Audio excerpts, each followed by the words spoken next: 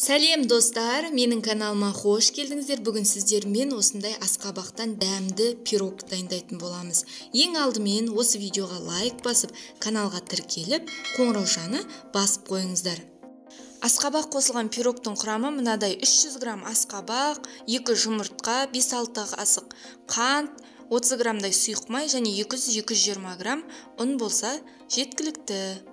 Достар, ең алдымен асқабақты блендерде езіп аламыз. Егер сіздерде блендер болмаса, асқабақты үккіштен өткізіп алған дұрыс. Бірдей болады, блендерде езгенне, үккіштен өткізгенне екеуі бірдей болады. Достар, осы рецептпен осы пирогты жасап көруге кеңес беремін. Өте дәмді болып шығады. Міне, блендерден езілгеннен кейін осындай масса болады. Келесі кезекте жұмыртқалы массамызды дайындаймыз. Тереңдеу ыдысқа 2 жұмыртқаны, қантты, сұйық майды салып, жақсылап араластырып аламыз. Венчикпен араластырып аламыз. Венчик болмаса, шаншқымен араластырып алуға болады. Достар, осы процесті қатты жылдамдықпен жасаған дұрыс. Қатты жылдамдықпен жасап, қантты ерігенше араластырамыз. Достар, келесі рецепттерді менің каналымнан жіберіп алмас үшін осы видеоға лайк басып, каналға тіркеліп, қоңыраушаны басып қойыңыздар. Достар, мінекей қатты араласқаннан кейін бізде осындай масса болады. Массаның үстіне жаңағы үккіштен өткізілген немесе блендерден өткізілген асқабағымызды саламыз. Мен асқабақты 300 грамм көлемінде қолдандым. Мінекей асқабақты салғаннан кейінде тағы да жақсылап массамызды араластырамыз. Біздің массамыз қатты сұйық болмайды, бір қою сметана сияқты масса болу керек. Ең соңынан ұнды саламыз. Достар, ұнды салған кезде 2 бөлікке бөліп саламыз.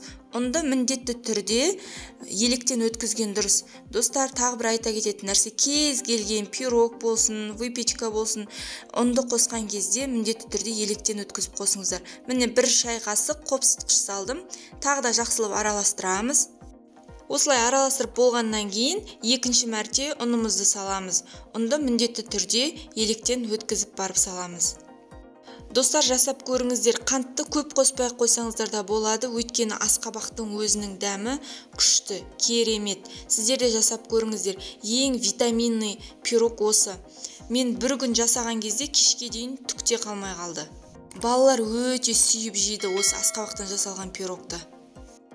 Достар, мінекей біздің массамыз дайын. Енді кез келген пирог пісіретін ыдысымызға салып, 40 минутта 180 градуста пісіріп аламыз. Ескертетін нәрсе, выпечка, пирогтарды пісірген кезде пешіміз алдын ала қызып тұруы керек. Пирог пісіретін ыдысымызға салып болғаннан кейін қасықпен немесе лопаткамен осылай бетін тегістеп шығамыз. Достар, әркімнің пеші әртүрлі, пісем дегенше арасында ашып қарап тұрған дұрыс. Достар, пирогтың піскен-піспегендігін ағаш таяқша арқылы білеміз. Егер таяқшамыз пирогқа кірген кезде құрғақ болып шықса, демек пісті деген сөз. Мінекей біздің пирогымыз пісті. Менде 35 минутта пісіп шықты пеште. Достар, сіздерге де жасап көруге кеңес беремін. Өте жұмсақ әрі дәмді. Бұл пирогтың жасалуы да өте оңай әрі тез дайындалады. Қазір арасын кесіп көрсетем. Достар, міндетті түрде осы пирогты осы рецептпен жасап көріңіздер.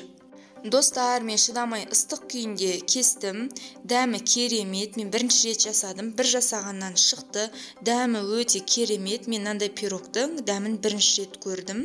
Сіздерге де жасап көруге кеңес беремін. Каналға тіркеліп, комментарий жазып, лайк басуды ұмытпаңыз.